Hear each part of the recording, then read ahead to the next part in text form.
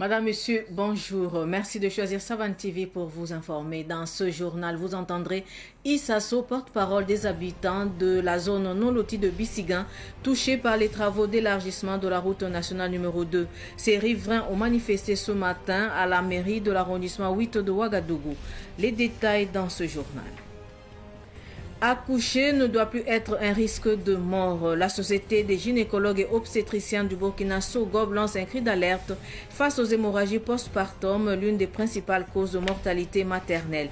Engagée dans la lutte, elle propose une solution innovante pour sauver la vie des mères après l'accouchement. Vous en saurez davantage dans un instant.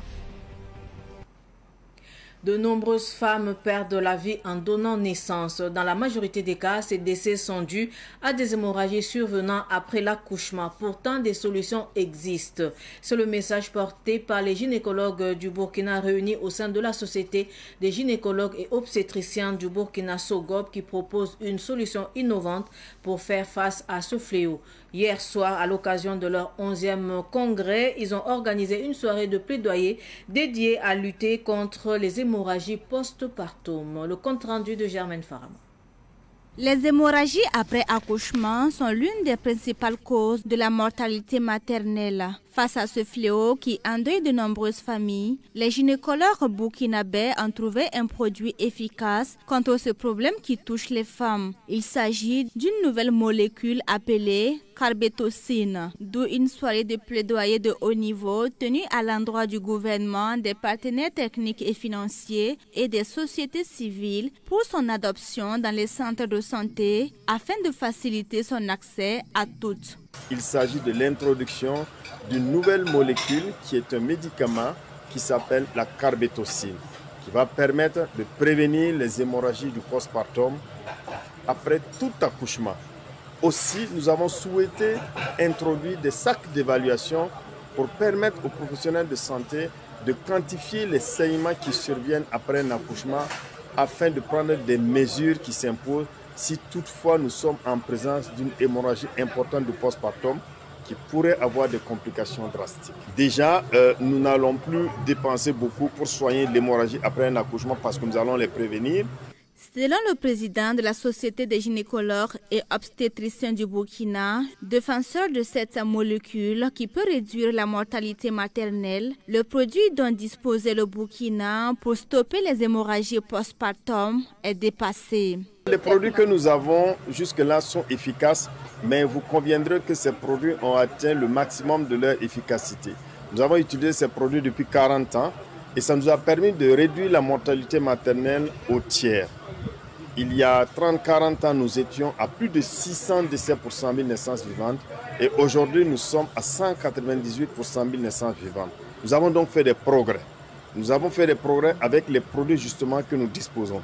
Mais grâce aux progrès scientifiques, nous avons découvert de nouveaux produits qui sont encore beaucoup plus efficaces et une autre manière de faire qui peuvent nous permettre d'avoir encore de grands résultats si toutefois nous les introduisons dans notre sécu pharmaceutique et aussi si toutefois nous apportons quelque chose pour accompagner l'introduction de ces nouveaux médicaments. Pour qu'en 2030, nous puissions éradiquer tous les décès maternels évitables, surtout par hémorragie après un accouchement. Cette soirée de plaidoyer sur la lutte contre les hémorragies postpartum s'est tenue dans le cadre du 11e congrès de la SOGOB, débuté le 2 juin. Un congrès qui marque le début d'un mois de plaidoyer. En plus des pays de l'AES, ce congrès des gynécologues du Burkina a connu la participation de la Côte d'Ivoire, du Cameroun, de la France, du Gabon, de la Guinée-Conakry et du Togo. Promouvoir le don de sang bénévole en rendant hommage aux donneurs de sang bénévoles est l'objectif de la 2e édition de la nuit du donneur bénévole de sang. Elle aura lieu le 4 juillet prochain à Ouagadougou. C'est une initiative de la Fédération des associations des donneurs de sang bénévoles du Burkina Faso. L'annonce des couleurs de cette soirée a été donnée hier au Centre national de transfusion sanguine. Le point avec Pakisba Maria Mouedraogo. Malgré les efforts consentis par les associations et les coalitions pour la collecte du sang, force est de constater que cela ne couvre pas la demande, surtout avec la saison des pluies qui s'annonce et les blessés au front. Ces collectes de sang de façon bénévole, représente 60% des dons.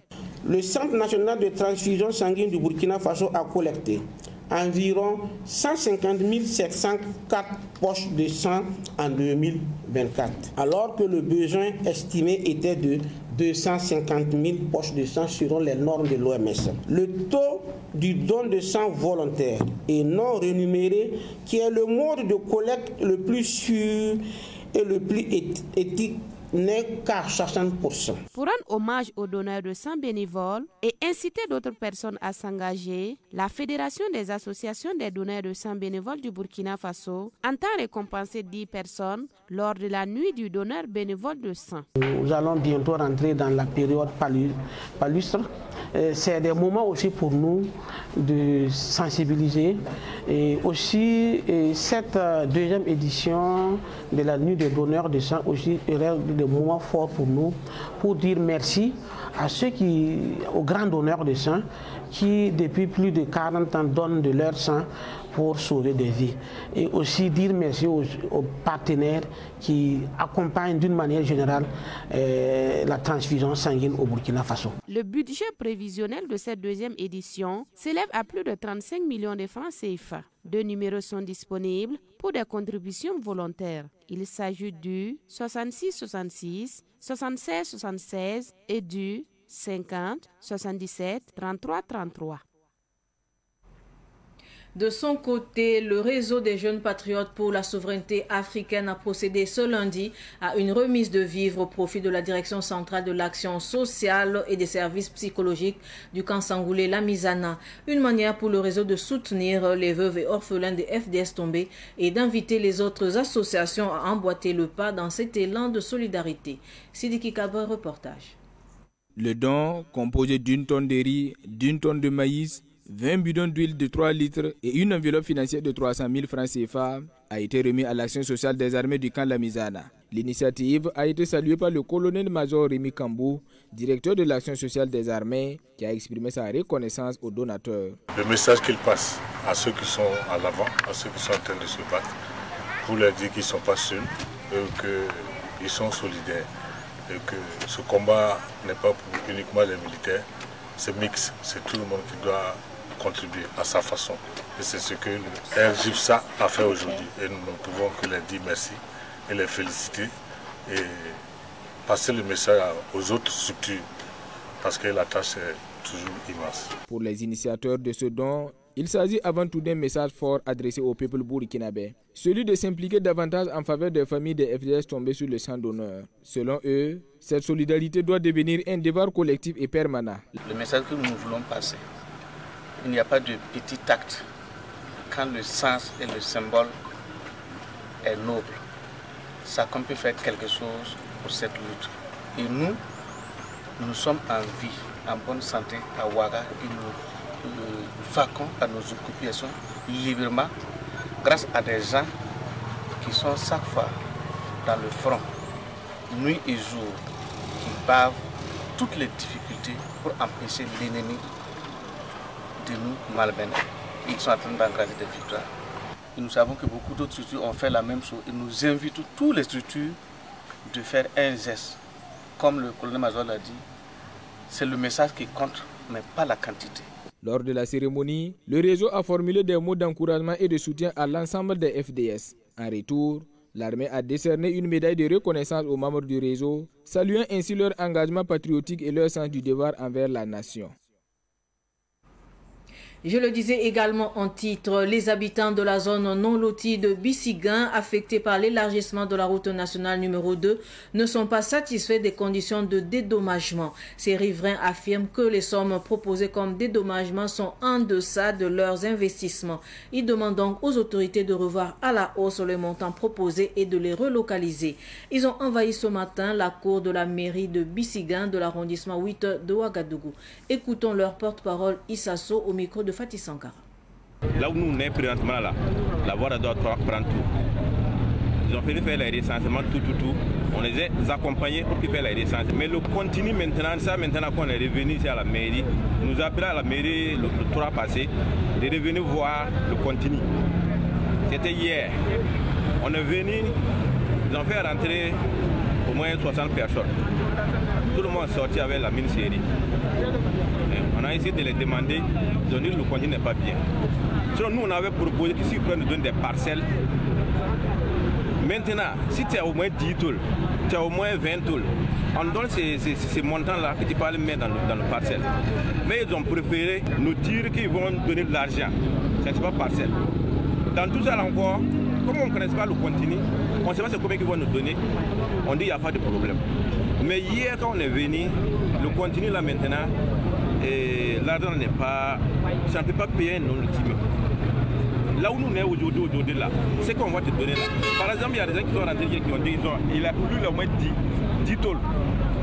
10 tôles, on dit qu'on va le donner 800 000. Et dans le 800 000 là, il doit aller chercher un coin et puis reconstruire les 8 tôles là-bas. Alors aujourd'hui, tout le monde connaît aujourd'hui Ouagadougou là. 800 000 peut pas se payer non aujourd'hui à le continuer. C'est ça qu'on demande au gouvernement, le président, d'essayer d'arranger la population. On n'a pas refusé, mais c'est peu.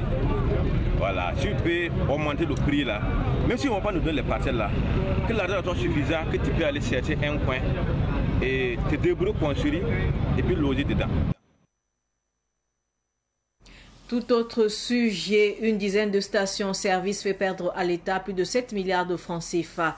Ces stations-service et marketeurs étaient spécialisés dans le détournement et la vente frauduleuse d'hydrocarbures subventionnés destinés aux ménages. Le réseau de fraudeurs a été démantelé par la Coordination nationale de lutte contre la fraude. Les responsables de la dite coordination ont fait le point à la presse hier à Ouagadougou. Le point avec Fatih Sankara. Pendant 4 années, 13 stations-service le vendaient frauduleusement du carburant subventionné destiné aux ménages à des unités industrielles du BTP, alors que ces dernières ne sont pas concernées par la subvention. Le prix du gasoil subventionné est de 613 francs et celui non subventionné pour les entreprises de BTP est de 1150 francs CFA. Plus de 33 millions de litres de gasoil ont été détournés, occasionnant une perte de plus de 7 milliards de francs CFA.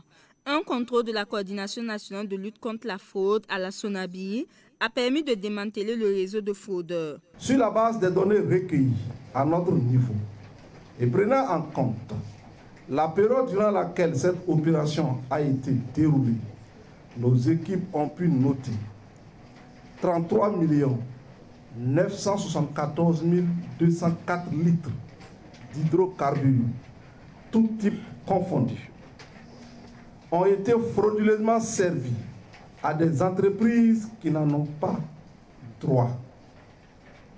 Ce qui se chiffre à 7 milliards 710 millions 894 851 francs CFA. Nos conclusions sur la base des éléments recueillis indiquent une vaste opération de fraude, une véritable escroquerie à ciel ouvert, dont les auteurs ne sont autres que les marketeurs de certaines sociétés de distribution de carburant. À titre conservatoire, plusieurs sites de carrière et d'unités industrielles qui bénéficiaient du carburant détourné ont été fermés par la Coordination nationale de lutte contre la fraude. Les stations-service concernées par cette action de fraude sont susceptibles de suspension du circuit d'approvisionnement de la SONABI. Il y a donc matière à stopper cette fuite de capitaux liée au détournement du carburant subventionné vers les destinations non prévues par le dispositif normatif. En punissant les auteurs d'abord, puis en prenant des mesures drastiques pour que plus jamais, malgré un esprit perfide, aucun marketeur ne puisse s'adonner à de telles pratiques dignes des fossoyeurs de l'économie nationale. C'est pourquoi, dans l'immédiat, la CNLF a procédé à la fermeture des sites de plusieurs carrières, des unités industrielles. Prétendues, ces manœuvres dilatoires des marketeurs ont été dénoncées auprès de l'autorité compétente et des mesures conservatrices ont déjà créé leurs effets. Les enquêtes au niveau de la Coordination nationale de lutte contre la fraude se poursuivent. Les mises en cause doivent restituer le manque à gagner en payant aussi des amendes et pénalités.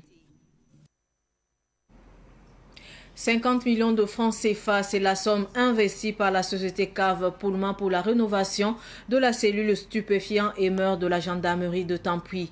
L'inauguration du bâtiment a eu lieu hier matin en présence du président de la Commission nationale de la Confédération des États du Sahel, Bassolma Bazier. Retour sur la cérémonie avec Yacouba Kiamtore et Ouseni Sanfo. C'est un bâtiment composé de 3 bureaux, une salle d'attente, 2 cellules modernes, un magasin et des toilettes que la société Cave Pullman a rénové. D'une valeur de près de 50 millions de francs CFA, la rénovation de la cellule stupéfiant et mœurs de la section Richard de la 3e Légion de la gendarmerie à Tampuy fait suite à la demande de la gendarmerie au président directeur général de Cave Pullman. Pour le chef d'état-major général adjoint de la gendarmerie nationale, colonel Issa Yagibou, le bâtiment va faciliter le travail des gendarmes. Animé d'un esprit patriotique et d'une claire conscience que la sécurité est l'affaire de tous, Sa Majesté le Wodgo Razangnaba Pullman, PDG des Caves Pullman, a gracieusement pris en charge tous les travaux de réfection pour un coût total de 49 487 380 francs CFA. Je voudrais, au nom de la hiérarchie militaire et de toute la communauté sécuritaire, vous adresser nos sincères remerciements pour votre engagement désintéressé en faveur de la sécurité. Grâce à votre soutien, nos personnels peuvent désormais travailler dans de bonnes conditions et à la hauteur des exigences de leur noble mission qui est de garantir la sécurité pour tous. Cet acte de bienfaisance, au-delà de sa portée matérielle, témoigne d'un esprit de patriotisme et de responsabilité citoyenne qui mérite notre admiration. Il montre que chacun, à son niveau, de quelque manière que ce soit, peut contribuer à l'amélioration de l'offre sécuritaire et au renforcement de la collaboration entre les services de sécurité et la population. En plus du bâtiment, la société Cave Pullman a aussi équipé les bureaux et les salles. Elle a également offert 2 motos et un ordinateur à la cellule. Pour le PDG de Cave Pullman, le Wodgo Razangnaba Pullman, cette rénovation est un acte patriotique pour la protection des populations. Notre cave à Tampuy ici n'est pas loin de la gendarmerie. Nous constatons qu'à chaque pluie, l'eau envahit les locaux de la gendarmerie, ce qui avait contraint les gendarmes à déménager. C'est pourquoi ils nous ont approchés pour demander la réfection des lieux. La société des Caves Pullman est un groupe et après concertation, les chefs d'agence ont donné leur accord. En posant cet acte, nous le faisons pour nous-mêmes, car l'État, c'est nous tous. La société Cave Pullman invite les autres opérateurs économiques à soutenir les forces combattantes pour la sécurisation du pays. En guise de reconnaissance, la gendarmerie a décerné une attestation au PDG de Cave Pullman. Avant de clore ce journal, la coalition des associations des commerçants du marché de Bonheurville a procédé hier à l'ouverture du marché dénommé marché de vendredi. À l'occasion, plusieurs personnes ont répondu présentes à l'appel. Les commerçants du marché ont saisi cette opportunité pour inviter les autres commerçants à fréquenter le marché de vendredi. Les précisions avec Sidiki Kabri. Le marché de vendredi de Bonheurville reprend du service après 15 ans de passage vide. En cette veille de Tabaski, les responsables du marché demandent aux commerçants et aux clients de renouer avec la fréquentation de ce carrefour commercial situé dans l'arrondissement 7 de Ouagadougou. Demande la population de venir, puisque c'est les commerçants qui doivent venir nous aider que le marché marche. Les petits commerçants attendent désormais les clients à Bonheurville dans ce qui est devenu le marché de vendredi. Tout le monde a venu participer. Il n'y a pas marché parce que nous on est là, ça vaut 10 ans. Maintenant, là c'est rentré. On invite tout le monde de venir participer, payer les condiments, on vend tout maintenant. Le marché là, ça va un peu avec le temps. Je sais que ça va aller. Voilà, comme c'est le début du commencement là. Parce qu'on veut que les Africains, il y a toujours des places ici disponibles pour marcher ici. Voilà. À l'occasion, l'association Ma Patrie Propre aménagée à pas, met à la disposition de nouveaux marchés des poubelles, ce qui constitue en même temps le lancement lancement de cette initiative qui vise à mettre 12 000 poubelles à la disposition des 12 arrondissements de Ouagadougou. Ces poubelles, c'est l'appel de la population burkinabé. Donc depuis on est sur le terrain, quand on arrive pour sensibiliser les gens, on nous demande les poubelles. Donc c'est pour ça qu'on a voulu montrer ça aux Burkinabés. On a prévu vraiment, on demande à tous les Burkinabés de la diaspora et les entreprises, les partenaires, tous ceux qui aiment le Burkina, on veut 12 000 poubelles pour la ville de Ouagadougou. Le marché de Bonheurville était autrefois un dépotoir. Grâce à la collaboration de la population et de la mairie, ce marché reprend ses activités. C'est autant un appel aux autres marchés selon APA de tenir les commerces propres et agréables. Ainsi s'achève cette édition d'information. Merci de rester fidèle au programme de Savane TV. Au revoir.